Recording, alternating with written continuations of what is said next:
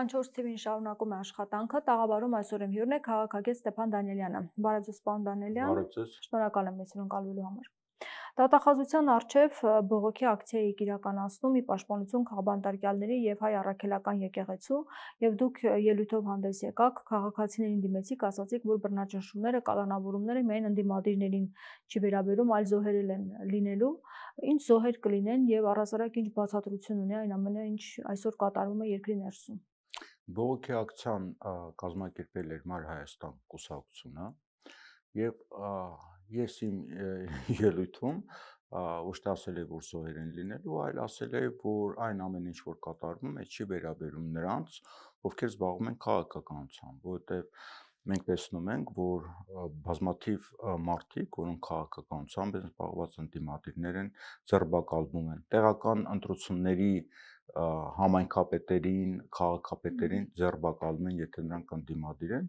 եւ քրեական գործեր են բացում բոլոր նրանց նկատմամբ, ըստ էության, որոնք գլխավորում են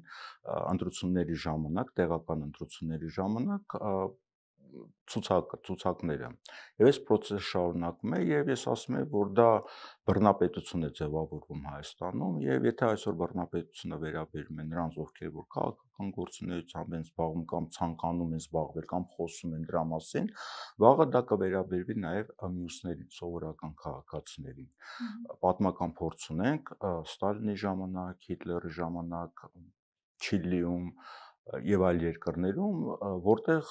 երբ որ այդ մեքենան սկսում է աշխատել, այդ մեքենան կանգնացնելը շատ դժվար է։ Եվ այդ մեքենան, երբ որ սկսում է ընդդիմադիրներով, հասնում է յուրաքանչյուր քաղաքացուն։ Եվ այս բռնապետությունը, որը ձևավորվում է եւ որը ուժ գնանալու է եկող ընտրություններին ընթառաջ, պետք է կանգնեցնել եւ կանգնեցնողը քաղաքացիներն են, որտեղ անիմաստ է դիմել միջազգային կառույցներին, անիմաստ է դիմել այսպես կոչված իրավապաշտպան տեղական կառույցներին, որտեղ նրանք քաղաքական գործիքներ են եւ խոսում են իշխանության շահերից ելնելով, դուք տեսնում եք հեռուստատեսության դեբատներում եւ այլն, նրանք որպես քաղաքական կողմ են հանդես գալի։ Մենք որևէ տեղից օգնություն ստանալ չենք կարող, որտեղ այդ ժողովրդավարությունը, ինչպես պարզվեց, միֆ է, դա աշխարհաքաղաքական գաղափարախոսություն ինչ-որ երկրներ նվաճելու համար, դրա համար մենք պետք է դիմենք հանրությանը, որովհետև վերջնական որոշումը հանրությունն է կայացնում, որովհետև իշխանությունը պատկանում է հանրությանը, եւ որքանով էլ չփորձեն կեղծել ընտրությունները, այնուամենայնիվ դա որոշակի սահման ունի, եւ մեր քաղաքացիները պետք է գիտակցեն, որ իրենց ընտրությունից է կախված օրենքի եւ իրավունքի վերականգնումը Հայաստանում։ Այն ամենը, ինչ տեղի ունենում այս ասացի կալանավորումներ, տեսախցիկներ ամենտեղ դրված, մասնավորապես եկեղեցու շուրջ Նաև զուգարաններում, լողասենյակներում, տներում, աշխատասենյակներում, հեռախոսներն են գաղտնալ լսում, համակարգիչներն են գաղտնալ լսում, այսինքն սա մի տոտալ համակարգ է ձևավորվել։ Եվ ընդդիմադիրների եւ հոգեվորականների շուրջ։ Եվ նաև մյուսներին դա ապագայում կարող է իրենց պետք գալ։ Նաև ընտրությունների ժամանակ կասեն, թե ով ինչպես ընտրեց, թե չէ ընտանեկան եւ ոչ ընտանեկան գաղտնիքները կարող են հրապարակել։ Եվ նույնիսկ ամենակարևոր պահը ասեմ, հիմնական թիրախում գտնվում են քաղաքացիական պայմանագրի կուսակցության անդամները եւ իրավապահ կազմակերպությունները, դատախազներ, դատավորներ, ոստիկաններ, որտեղ այդ համակարգը պետք է վերահսկողության տակ լինի եւ եթե դու այդ համակարգը չես վերահսկում, դու չես կարող վերահսկել նաեւ մյուսներին, չէ՞, որտեղ սա ուժի միջոցով է կառավարվում եւ դրա համար բնականաբար, որովհետեւ նրանք լինեն կառավարելի, այդ կոմպրոմատները առաջերտին հենց այդ ԿՊԱ-կանների, դատավորների, դատախազների, ոստիկանների հանդեպ է օգտագործվելու, եթե նրանք փորձեն վերահսկողությունից դուրս գալ։ Իսկ իրավապահ համակարգը ինչ-որ պահի կարող է վերահսկողությունից դուրս գալ, որովհետև ասում են նրանք կենթարկվեն այնքան ժամանակ, քանի դեռ չեն տեսնում, որ վտանգ կա կամ իշխանափոխության հնարավորություն կա։ Այո, ես այդ կարծիքին եմ, որ եթե իշխանափոխության հնարավորություն չի լինում, այդ համակարգը ենթարկվում է, բայց որքան ընտրությունները մոտենան եւ որքան որ իրենք տեսնեն, որ իրավիճակը վերահսկողությունից դուրս է գալի, ապա X պահին իհարկե այդ ամբողջ համակարգը, գոնե համակարգի հիմնական հատվածը վերահսկողությունից դուրս կգա։ Եվ դրա համար շատ կարեւոր է մեր քաղաքացիների դիրքորոշումը Եվ ինչպես ասում են, ընտրությունների արդյունքները արդեն որոշվում է ընտրություններից առաջ ըստ հանրային տրամադրությունների։ Այդ տրամադրությունները երբ որ հստակ լինեն, ապա այդ համակարգը բնականաբար վերահսկողությունից դուրս կգա, որովհետև ցանկացած բռնապետություն հաստատելու համար պետք է լինի որոշակի գաղափարախոսություն եւ հանրության մի զգալի հատվածը պետք է հասկանա, չէ, ինչի համար է տալու ինչը կատարում։ Կամ աղքատները պետք է տեսնեն, որ իրենց ինչ-որ գումարներ են բաժանում, աշխատատեղեր են ստեղծում, դա չկա։ Կամ հայրենիքի փրկության համար այս համակարգը ստեղծում է, որպեսզի թշնամիների դեմ պայքարել, ճիշտ հակառակ process-ն ենք, չէ՞, մենք տեսնում, որ Հայաստանի իշխանությունը, որը ծառայում է Ադրբեջանին եւ Թուրքիային։ Սա գեղեցիկ խոսքի, գեղեցիկ համեմատության համար չեմ ասում։ Սա իրականությունն է։ Այսինքն որևէ գաղափարախոսություն եւ նույնիսկ այդ գաղափարախոսությունը իրական Հայաստան ինքը չի աշխատում, որովհետեւ դա հնարած փուչիկ է։ Եվ քանի որ այդ գաղափարախոսությունը չկա, ապա հանրության որևէ շերտ չի հասկանում ինչի համար է պաշտպանում այս իշխանությանը։ Այդ դիլեմա են ստեղծել նախկիններ, ներկաներ եւ այլն։ Դեմա խաղաղությունն են օրակարգ, բայց կարծես թե Ալիևը այնպեսի հայտարարություններ անում, որ չի համընկնում խաղաղության օրակարգի հետ։ Ու տեսնում եք այսպես ամբողջ փուչիկը Ստիպված Փաշինյանը պաշտպանում է արդեն Ալիևի ասածներն, ասում է դուք այլ բան է ասել, դուք այլ բան եք հասկացել։ Հա, որտեղ քարտեզներում չկա, ինքը չի ասել, Սևան չկա։ Դե այն միակ են փուչիկը, որ ինքը ստեղծել է, որ խաղաղություն է ստեղծել եւ շանտաժ է անում հանրությանը,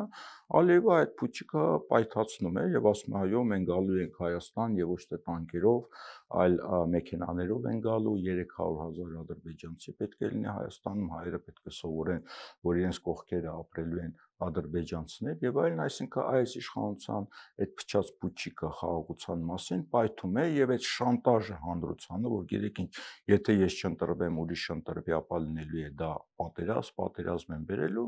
այդ փուչիկը պայթում է։ Իսկ այդ Ալիևի հայտարարությունն ինչ նպատակ ունի, ինչու է այսպիսի հայտարարություններ անում, նպատակը ո՞րն է, կարծում եք, որովհետև եթե այստեղ անընդհատ խոսում են խաղաղությունից, այդ օրակարգից եւ ասում են 1 տարի էլ պետք է այդպես խաղաղություն հաստատվի, որպեսզի Փաշինյանին մարդիկ ընտրեն, հիմա ինչու է Ալիևը այդ հայտարարություններ անում, ուզում է ասել, որ օրակարգում է այս թեման եւ մենք առաջ ենք տանելու, թե ինչ հարց է։ Ադրբեջանը եւ Ալիևը ի տարբերություն Հայաստանի գործող իշխանության ունի ապագայի տեսլական երազ, հա, ազգային երազ եւ ազգային երազը այն է, որ ստեղծում է թուրքական աշխարհ, հա, կենտրոնական Ասիայից մինչեւ Թուրքիա եւ գուցե մինչեւ Բալկաններ, գուցե արդեն նաեւ դեպի Ասիա, հա, եւ այդ կենտրոնում Ադրբեջանը այդ հսկամի զանգվածի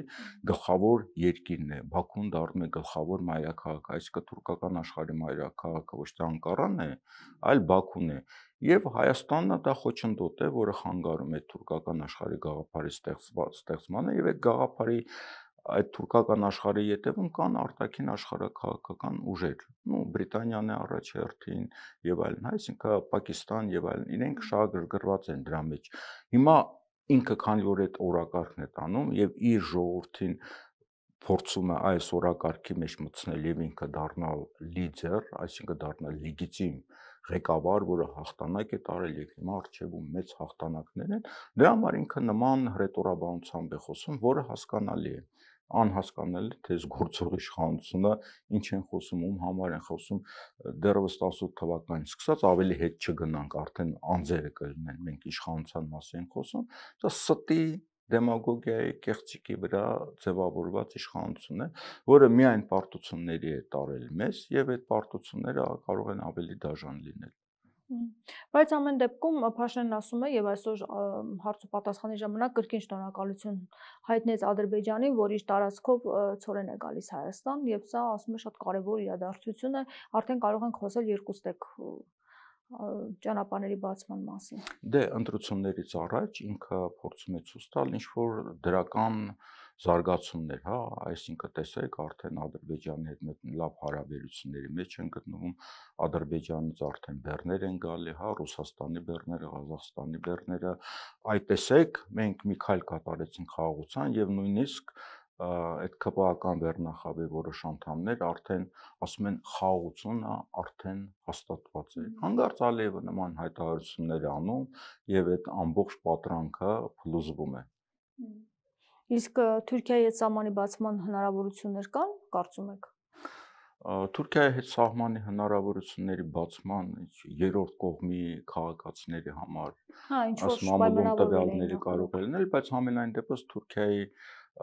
ազգային ժողովում այն առաջարկը դեռևս կա, որ այդ անցակետը պետք է կոչվի Թալյատ Փաշայի անունով։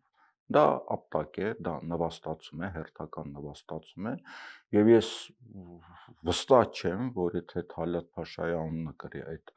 անցակետը, Հայաստանի իշխանությունները դրա դեմ ինչ-որ բողոք ներկայացնեն, հակառակը կասեն, տեսեք, մենք եւս մեկ առաջընթաց ունեցանք։ Այսինքն այդ բոլոր առաջընթացները մեր նվաստացման գնի հաշվին է կատարվում, իսկ այն ժողովուրդները, որոնք պատրաստ են նվաստանալ, իրենք պատերազմել կստանան կամ կպարտվեն արդեն առանց պատերազմի։ Հիմա այս գործող իշխանությունը մեզ տանում է պարտության առանց պատերազմի։ Իդեպ այսօր ասում են, որ պատրաստական են Մարգարակ, Օռնիձոր եւ հակառակ երթուղով ապահովել Թուրքիա եւ Ադրբեջան եւ հակառակ ուղղությամբ ապրանքները։ Սա այդ նույն սցենարն է եւ այդ ճանապարհներից առաջերտին օգտվել է Թուրքիան, կարող է մեզ ինչ-որ ցորեն բան եւ այլն բերեն, բայց ամենամեծ վտանգը դա Սյունիքին է վերաբերվում, որտեղ այնտեղից երկաթուղի են սարքում եւ երկաթուղի են սարքում արդեն Նախիջևանից դեպի Թուրքիա, առանց Հայաստանի շրջանցելով Հայաստանը, դա նշանակում է, որ Հայաստանի կալիքը ընդհանրապես չկա, ընդամենը այդ 42 կիլոմետրի մասին է խոսքը, որը արդեն վերահսկողությունը հանձնված է իմիջիայլոց Պարսչիում, որովհետև ոչ թե Միացյալ Նահանգներին է հանձնված, Պարսչի Միացյալ Նահանգները այստեղին շահ ունեն, այլ ինչ-որ կոնսորցիում է, որի անդամներ Պարսչի ովքեր են լինելու։ Մենք չգիտենք, դա Մոսադն է լինելու, թուրքական միտն է լինելու, հետախուզական կազմակերպությունը, թե Ադրբեջանն է լինելու, հա, որովհետև այդ կոնսորցիումի փայտերը մենք չգիտենք, իսկ անկացույց է տալի։ Ասում մեզ հետ համաձայնեցնելու են, օրինակ արտաքին հարաբերությունների հանձնաժողովի նախագահ Խանդանյանը, երբ հարց հնչեցվեց, թե արդյոք կարող է թուրքական ընկերություն լինել, ասում է, մեր համաձայնությունը պետք է լինի նոր։ Դե կլինի իրենց համաձայնությունը։ Մենք տեսնում ենք, իրենք համաձայնել են եւ որ գերիներին դատեն, եւ որ արցախցիներին արդեն ով էր մնացել է Հայաստանում, իրենց նույնպես Հայաստանից դուրս տանեն, իրենք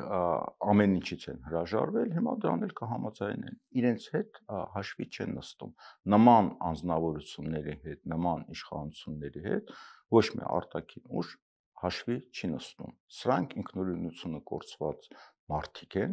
եւ Հայաստանն արդեն սուվերենությունը կորցրած եւ արտաքին դրսևորումները հենց թեկուզ Թրամփի հայտարարություններում է լինում, չէ, ասում է Ալիևին, ասում է քո հայրենակից, այսինքն նվաստացնում է, ասում է Ալիևը այլ հզոր ղեկավար է եւ այն մյուս տղան, հա, սա վերաբերմունք է, սա ուղղակի խոսքեր չէ։ Այսինքն Թրամփը, ես կարծում եմ, ինքը հատուկ չի դա անում, որովհետեւ ինքը տեսնում է կա մի քաղաքական գործիչ ղեկավար իդեմս Ալիևի եւ կա ինչ-որ մեկը, որին ինքը անդադ չի հիշում, որովհետեւ ինքը իր այդ հաշվել չի նստում, իր անունը նույնիսկ հիշելու պահանջ չկա, նույնիսկ կարիք չկա հիշել ինքը որ երկրի ղեկավարն է։ Եվ Փաշինյանը գնաց ասում է ես եմ։ Ասում է ես եմ։ Սա հատուկ չի արվում։ Սա ուղղակի օբյեկտիվորեն այն դերն է, որը այս վարչապետ կոչվածի պատճառով մենք Հայաստանը ստացել է։ Սա սուվերենության նվազագույն աստիճանն է, բայց այդ անձնավորությունը երկրի ներսում բռնապետ է խաղում։ Ինքը բռնապետական դրսևորումներ ունի, ինքը բոլորին ձերբակալում է, բոլոր ընդդիմադիրների վրա գործեր են սարքում, գյուղապետներ, քաղաքապետներ, ցուցակի առաջի դեմքեր։ Եվ ինչ վտանգ է տեսնում, որ այդպես վտանգ է տեսնում, որ ինքը իշխանությունը կարող է կորցնել եւ դրա համար միջև ընտրությունները մոտենան, եթե դա հունիսին տեղի ունենա, իսկ իրենց այս քայլերը եւ պահվածքը ինչ որ շտապողականություն է թվում է թե դա շտապում են ինչ-որ բան է, որտեղ ժամանակից շուտ են սկսել, եթե ավելի շուտ լինի եւ այլն, այսինքն այդ բռնաճնշումները ուժեղանալու են, որտեղ այս իշխանության հիմքը միայն ուժն է, այլ հիմք իրենք չունեն։ Իդեպ, քանի որ Միջանցքի մասին խոսեցինք, ճանապարհի մասին Սյունիքով,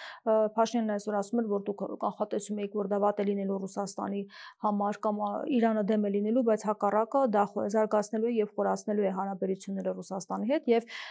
Ռուսաստանի փոխվարչապետ Ալեքսեյ Օվերչուկն էր նշել, որ նոր երթուղին ամրապնդում է Ռուսաստանի տրանսպորտային կապը Հարավային Կովկասի պետությունների հետ, բարձրացնում է Հայաստանի շուկաների հասանելիությունը Եվրասիական տնտեսական միության անդամ այլ պետությունների ապրանքների համար, ինչպես նաև բարելավում է ԵԱՏՄ շուկաների հասանելիությունը հայ արտադրողների համար, դրական էր բավականին վերաբերվել։ Եվ նաև հիշենք արտգործնախարարի հայտարարությունը մի 2 շաբաթ առաջ Լավրովի, որ ասում էր մենք Հարավային Կովկասից եւ Կենտրոնական Ասիայից չենք հեռանալու եւ դրա համար կգործադրենք ցանկացած միջոցները եւ ցանկացած եղանակ, այսինքն իրենք ուզում են ասեն, մենք այստեղ լինելու ենք։ Հիմնական իրադարձությունները, ես կարծում եմ, կսկսվեն ռուս-ուկրաինական պատերազմի կանգնելուց հետո։ Տարբեր տեսակետներ կան, որ կարող է դա լինել փետրվարին, մարտին, ես չգիտեմ, բայց համենայն դեպս այնպիսի տպավորություն է, որ գնում են ինչ-որ մի վիճակի, երբ որ պատերազմը կանգնելու է, առավել եւս կարծեմ այսօր էր, որ ինչ-որ հայտարարվել էր, որ եկող տարի կարող է մինչև 350 արտասահմանյան ընկերություններ վերադառնան Ռուսաստան եւ իրենք պետք է պատրաստվեն դրա համար Ռուսաստանում եւ նաեւ բարձր կարգի մենեջերներ պետք է պատրաստել, իսկ երբ կարող են վերադառնալ միջազգային տնտեսական կառույցները, երբ որ պատերազմը կանգնի, բայց սա կանխորոշում։ Բայց Իրանից եւս արձագանք է եղել քիչ առաջ, Իրանի արտգործնախարարն է նշել, որ մենք անմիջական կապի մեջ ենք Զանգեզուրի հարցի շուրջ եւ մեզ վստահեցրել են, որ Իրանի համար որևէ սպառնալիք չի լինի։ Իհարկե մենք հետևում ենք իրավիճակին։ Այսինքն մեզ վստահեցրել են, մենք չենք հավատում, հետևում ենք իրավիճակին։ Նորից եմ կրկնում, ռուս-ուկրաինական պատերազմի դադարի դեպքում գլոբալ առումով մեծ փոփոխություններ են տեղի ունենալու աշխարհակաղակական եւ ոչ միայն մեզ մոտ, մեր տարածաշրջանում եւ չզարմանանք, որ եթե պարզվի, որ Ռուսաստանը եւ Միացյալ Նահանգները արդեն դառնան գործընկերներ շատ հարցերում եւ կապ չունի ինչպես կավարտվի պատերազմը։ Ում հաղթությամբ ինչ է նշանակում ում հաղթանակով, Ռուսաստանը իր պահանջները դրել է եւ կարծես թե ռազմակարգում այնպիսի իրադարձություններ են գնում, որ կարծես թե այդ պահանջները կարող են բավարարվել, դե հիմնականում Դոնբասի այդ մնացած 20 քանի տոկոսի մասին է խոսքը գնում եւ նաեւ այն պահանջները Ռուսաստանը, որ Ուկրաինային ՆԱՏՕ-ի անդամ չլինի եւ այլն, բայց որը ըստ էության իրենք արդեն ընդունել են եւ երբ որ իշխանափոխության հարց է դրվում պատերազմը կանգնելուց հետո իշխանափոխությունը այսպես թե այնպես Ուկրաինայում տեղի է ունենալու եւ գուցե մեծ բան ստեղծվի հանրային քննարկումներ, որոնք նաև կրակոցներով ուղեկցվեն, հա, որովհետև այդքան մարդ է պատերազմի մասնակցել, մի մասը հոգեբանական շեղումներ ունի, միլիոնից ավել զոհեր, 3 տարուց ավել պատերազմի մինչև 2 միլիոն կամ միլիոն ու կես հաշմանդամներ, այսինքն այդ մարդիկ, երբ որ այդ պատերազմից վերադառնում են տուն, դա լինելու է մի սարսափելի իրավիճակ այդ երկրի համար, որտեղ որոնելու են ով էր մեղավորը, ինչու այսպես ստացվեց, որ պահին ով ինչ է որոշել եւ սա երկիրը կարող է քայքայվի, որտեղ Հայաստանի օրինակով նայենք, չէ, 20 թվականի պատերազմի պարտությունից հետո մինչև Հայաստանի հասարակությունը դեռևս խելքի չի գալի, հա, եւ ներազգային, ներքաղաքական թշնամություն է առաջացել, ով է մեղավոր, ինչու այսպես եղավ, բայց պատկերացրեք, եթե խոսքը գնում է Հայաստանում, ես չգիտեմ 5-6, չգիտեմ քանի հազար զոհի մասին, որտեղ իրական թիվը չեն հրապարակել անուն առանուն, եւ կորուստներ են ունեցել, բայց պատկերացրեք ինչ մասշտաբների մասին է խոսքը գնում Ուկրաինայում, այդտեղ միլիոններով են արդեն հաշվում զոհերը երկու կողմից, ըստ տվյալների 2.5 միլիոն երկու կողմից կամ ավելի շատ, հաշմանդամները միլիոններով են հաշվում, այդ հատկապես Ուկրաինայի տնտեսության ավերվածությունները, փախստականները մոտ 12-13 միլիոն կամ գուցե ավելի շատ, դուք պատկերացրեք ինչ սարսափելի թվերի մասին է խոսքը եւ եթե այդ պատերազմը կանգնի, ինչ է կատարվելու Ուկրաինայում, դուք որ հարցնում եք ով է հաղթելու, ես ուզում եմ ասել պրոցեսները պատերազմը կանգնելուց հետո են շարունակվելու դեռ եւ սա երկարատև պրոցեսներ են լինելու եւ այդ հարցը դնել ով հաղթեց, ով չհաղթեց, սա երկարաժամկետ գործընթաց է։ Բայց կարծում եք Ռուսաստան, Ամերիկայի Միացյալ Նահանգներ արդեն հարաբերությունները կարգավորվելու են։ ինչ է նշանակում կարգավորվելու են։ Արդեն կարծես Իրենք կարգավորվել են։ աշխարհում ունեն շահեր եւ այդ շահերում իրենք պետք է գնան փոխհամաձայնությունների, հա, այսինքն աշխարհի այս մասը քեզ, այս մասը ինձ, բան Տրամփն էլ էր, չի ասում Գրենլանդիան Միացյալ Նահանգներին է, Կանադան, մերն է, հեսա Վենեսուելան պատրաստվում ներխուժել, նույնն էլ Ռուսաստանն է անում, խնդրեմը որն է, հա, Ռուսաստանն էլ համարում է Ուկրաինան է իր ազդեցության տարածքը եւ իր ազգային անվտանգության համար կարեւորագույն երկիր է։ Հիմա եթե այդ երկու երկրները նույն տրամաբանությամբ են շարժվում եւ ռազմական ամենամեծ պոտենցիալ ունեցող երկրներ են, ինչ է մնում։ Մնում է նստել սեղանի շուրջը եւ պայմանավորվել, կիսել աշխարհից քեզ, այս մյուսը քեզ, այդտեղ Չինաստանը կասի, ես էլ այստեղ շահեր ունեմ, իսկ դա լինելու է մյուսների հաշվին։ Հայաստանը դե մասնապես Հայաստանը։ Հայաստանը դե բանը պակետի մեջ է գնալու էլ, այսինքն Հարավային Կովկաս, կենտրոնական Ասիա, ինչ որ ձևի համաձայնության կգան։ Այսինքն կոնկրետ Հայաստան ոչ ոք չի դիտարկելու։ Իսկ Ռուսաստանի շահերը հատկապես այս իրավիճակում հյուսիս-հարավ ճանապարհն է դեպի Իրան եւ Հնդկական ծոց եւ նոր ճանապարհներ են Իրանում սարքվում, Ռուսաստանի համար Եվրոպան կարող է երկար ժամանակ փակ մնալ, մնում է իջնել հարավ, որտեղից հարավում ամենահիմնական տնտեսական գործընթացները շարժն է գնում, այսինքն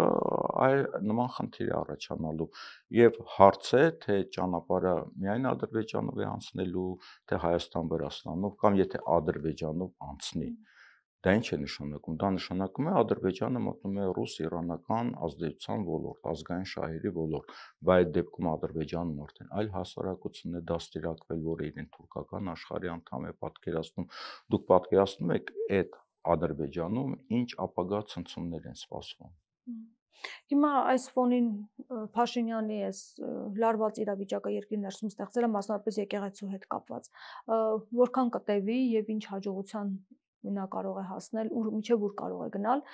անոնսել է արդեն որ գնալու է մայրաթոր, բայց արդյոք կգնա թե ոչ։ Ես կարծում եմ հարցը այլ ձևի պետք է դրվի, ինչի համար է դա իրան պետք։ Այդտեղից կարելի է հասկանալ, թե մինչև ուր ինքը կգնա։ 18 թվականին իրենք իշխանության եկան ատելության խոսքերի վրա, հա, հանրության մի մասը նախկինը, մի մասը բարդ քաղաքացիներն են։ Եվ կարևոր չի թե իրականում նախկին են, թե չէ։ Եթե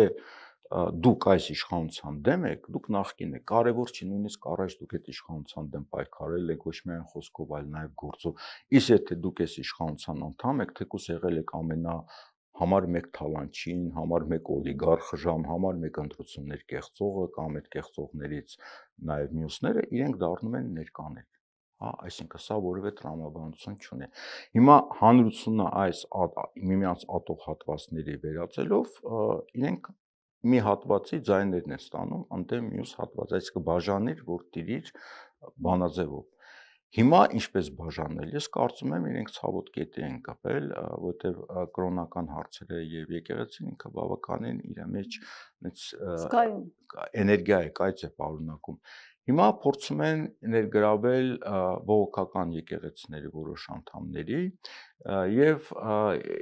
հանրությունը մասնատել ըստ կրոնական հատվածների, իրենց մեջ ստեղծել թշնամություն եւ մի մասի ձայնը ստանալ, այսինքն սա լրացուցիչ ձայներ են, որը այդ ներազգային ատելության հիման վրա կարելի է գրավել։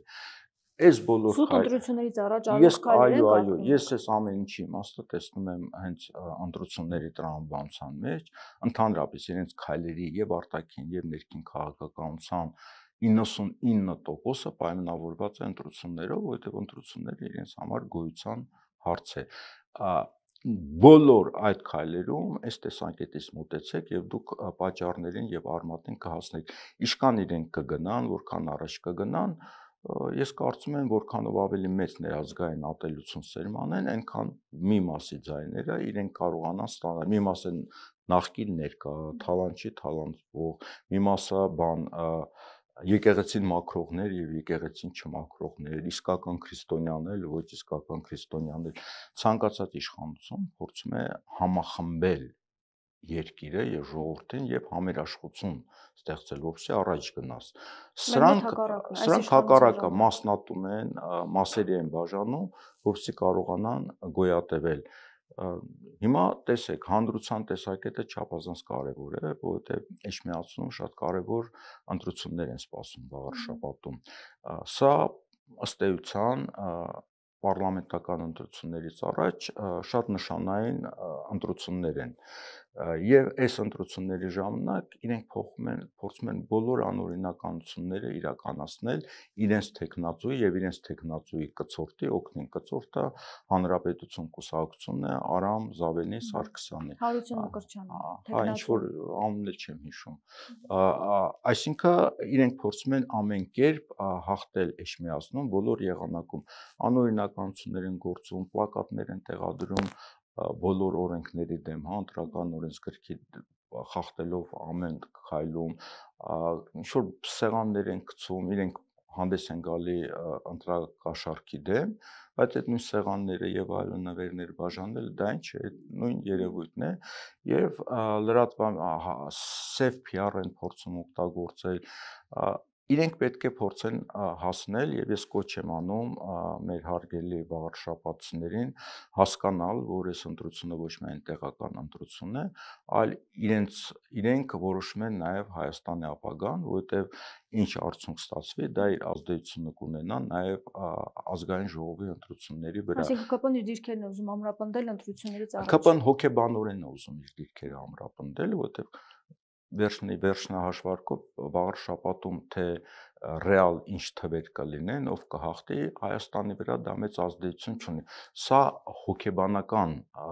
հոգեբանական նշանակություն ունի, որովհետև Գյումրին Երևանի եւ Գյումրի ընտրությունների իրենց պարտությունը իրենց վրա շատ մեծ ազդեցություն է ունեցել հոգեբանական եւ իրենք փորձում են Էջմիածնում դա ինչ որ ձևի շտկել եւ մեր քաղաքացիները վաղարշապատի ես ուղղակի կոչ կանեմ, որ իրենք լինեն ակտիվ եւ հասկանալ, որ Էջմիածինը լինելով հոգեվոր մայրաքաղաք, չնայած հիմա արդեն ողջ աշխարհի առաջ խայտառակված հոգեվոր մայրաքաղաք է, եւ իրենցից է կախված, թե մենք այս ամեն ինչը կկարողանանք շտկել, թե չենք կարող շտկել, եւ իրենք մտածեն համապետական մակարդակով։ Եվ ասում են կարևոր է նաև այն առումով, որ եթե իրենց տեխնացուն լինի, ապա կաթողիկոսին հեռացնելու գործընթացը ավելի մեծ աջակցություն կարող է ստանալ, ավելի շատ մարդ հավաքեն, տարբեր վարչական ռեսուրսներ կիրառելով։ Ես չէ ուրիշ ձևի դա կձևակերպեի, որ իրենք նայեք վաղարշաբաթն է Էջմիածին ամբողջ աշխարհին հայտնի եւ վաղարշաբաթը դրանով է հայտնի մարդիկ ինչու են այցելում, հա, զբոսաշրջիկներ եւ մեր հայրենակիցներ անպայման գնում են Էջմիածին, որտեղ դա հոգեվոր կենտրոնն է։ Հիմա իրենք ասում են, նայեք, մենք եկեղեցու դեմ նման հարձակումներ են գործում, եպիսկոպոսներ են ձերբակալում, հոգեվորականներին ենք ձերբակալում, այ տեսեք այդ հոգեվոր քաղաքի բնակչությունը դա նորմալ է համարում։ Այստեղ նույնպես այդ հոգեբանական ազդեցությունն է կարևորը եւ եթե էջմիածինցիները չեն ուզում դառնալ առանց հոգեվոր կենտրոնի քաղաք, որտեղ ոչնչացված է մայր եկեղեցին, իրենք կարող են գնալ եւ ձայն տալ քաղաքացիական պայմանագրի տեխնացուի օգտին, բայց իրենց քաղաքը արդեն ապագա չունենա։ Իսկ Փաշինյանը արդյոք չի տեսնում, որ առանձնապես աջակցություն չունի կաթողիկոսի հեռացման այդ գործընթացում, որովհետև երկու փորձ արեց, առանձնապես շատ մարդ չեն գնում, մեծ մասամբ գնում են նախարարներ, պատգամավորներ, ինչ որ հավաքված մարդիկ, գուցե մի քանի աջակից նաև։ Ես կարծում եմ իրեն այդ process-ն է հետաքրքրում, հնարավորինս այս process-ը երկարաձգել, նոր գաղտնալսված տեսահոլովակներ տարածել, վարկաբեկել, տեսնում եք, չէ՞, վարկաբեկման շարքերը շատանում են եւ ուղղակի պատգամավորներից մեկն ասել նոր տեսանյութեր են տարածվելու, ահասարսուր, զարմանալու ենք, մենք ապշելու ենք։ Եվ իրենք ուզում են վերացնել եկեղեցին, որովհետեւ եկեղեցին վերացնելով մենք վերացնում ենք սփյուռքը։ Նույնիսկ եկեղեցին վարկաբեկելով մենք սփյուռքն ենք տանում ուսացման, ինչի համար, որովհետեւ որ հայ ժողովրդի պատմության այսպես թե այնպես ցանոթը այդ համայնքային սփյուռք հասկացողությունը ձևավորվում է եկեղեցի շուրջը եւ դա ունի պատմական պատճառներ։ Ինչի մյուս ժողովուրդներին դա չի հաջողվում, այլ շատ քիչ ժողովուրդներին է հաջողվում, հա, հայրյաններին եւ այլ, որոնք ունեն այդ եկեղեցական կառուցվածքը։ Իսկ իրենց հիմնական հովանավորը Ադրբեջանում եւ Թուրքիայում իրենք այդ պահանջը դրել են, որ վերացվի Սփյուռքը եւ վերացվի եկեղեցին։ Իրենք համարում են, որ եկեղեցին եւ Սփյուռքն է հայկական նացիոնալիզմի, իրենց խոսքերով ասած ռևանշիզմի կենտրոնը եւ միջև եկեղեցին եւ որպես հետևանք Սփյուռքը չվերացվի, ապա Հայաստանը լինելու է իրենց ասելով ազգայնական, ազգային արժեքներ ունեցող, ավանդույթներ ունեցող երկիր, որը իրենց պետք չի, որովհետև իրենք թուրքական աշխարհ են ստեղծում, Եվ այս Հայաստանը ամենը խանգարում է։ կանխելու ինչ ձևեր կան, բացի ընտրություններով, որ ժողովրդի կարծիքը հայտնի։ Պետք է գնալ եւ աջակցել կաթողիկոսին, Իհարկե պետք է եկեղեցին։ գնալ, պետք է եկեղեցիներ գնալ, պատարագներին է պետք գնալ եւ նույնիսկ այն մարդիկ, որոնք այնքան էլ հավատացյալ չեն կամ այդ ծիսակատարություններին չեն մասնակցում, իրենք պետք է հասկանան, որ սա իրենց պարտականությունն է եւ աջակցելով եկեղեցուն իրենք Հայաստանի ապագայի համար հնարավորություն են ստեղծում, շանս են տալի Հայաստանի ապագային։ Եթե եկեղեցին քանդվեց, եթե իշխանությունը վերընտրվեց, ապա ես չգիտեմ, թե Հայաստանը դրանից մի 10 տարի հետո գոյություն կունենա որպես այդպիսին, թե ոչ։ Դուք կարծում եք, որ իսկապես կարող են եկեղեցին քանդել, եթե վերընտրվեն։ Եկեղեցին պետքա վերահսկողության տակ դրվի եւ ես կարծում եմ եկեղեցին պետքա դրվի արտաքին վերահսկողության տակ, ինչպես Հայաստանի իշխանությունն է արտաքին վերահսկողության տակ դրված։ Արտաքին մասնավորապես ում վերահսկողություն, Ադրբեջան, Թուրքիա։ Ադրբեջան, Թուրքիա, Բրիտանիա եւ այլն, որոնք ունեն այստեղ աշխարհաքաղաքական տարբեր շահեր, գլոբալ շահեր, իսկ Հայաստանը որպես այդ շահերի իրականացման մի փոքրիկ, բայց կարևոր օղակ է։ Շնորհակալ եմ զրույցի համար։ Խնդրեմ։ Զրուցում էի քաղաքագետ Ստեփան Դանիելյանի հետ։ Շարունակեք մեզ հետևել, կհանդիպենք։